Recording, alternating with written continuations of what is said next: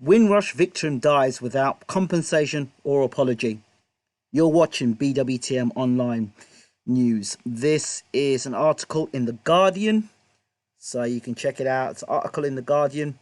And as the general election has begun and is in full motion, we thought it was only right to let you know what else is going on in the UK.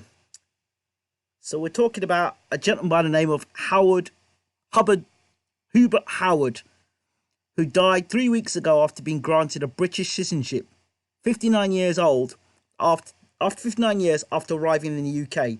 So, another prominent Windrush victim has died without receiving compensation or personal apology from the government. Hubert Howard died on Tuesday, just 3 weeks after finally being granted British citizenship, 59 years after he arrived in London, aged 3. Howard spent most of the last 2 months of his life still fighting for British citizenship from his intensive care bed in hospital. He was granted it at the end of October, where his lawyer informed the Home Office that he was critically ill and highlighted the urgency of his case. Howard had not left the country since he arrived here legally in 1960. He first realised he had problems with his documents in 2005, where his employers, the Peacock Housing Association, asked him to show that he was in the UK legally. He tried to get a passport the following year so he could visit the sick mother in Jamaica, but the Home Office said it had no record of him and warned him that if he left the UK, he might not be allowed back into the country. His mother died before he was able to see her again. He tried on numerous occasions to apply for a passport. In 2012, he was dismissed by Peacock because he was still not able to prove he was in the UK legally. He died in debt as a result of losing his job. Tyrone McGibbon, an old friend, described Howard as one of the nicest people you could meet. But recently, we didn't see that side of him so much. He was stressed out because of what he was going through for the past few years. The Windrush saga made him ill. The non-stop pressure. There's only so much people can take before they can't take anymore, he said. It was just too much for him in the end. I'm very upset with this treatment from this government.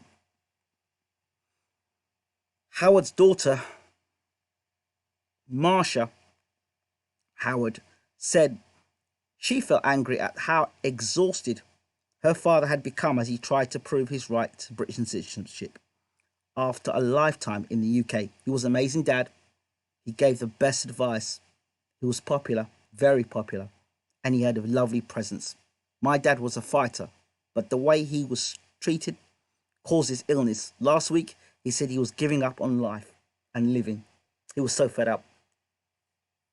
She said her father had been living with leukemia for a number of years, but he had neglected his health while preoccupied by his Home Office difficulties.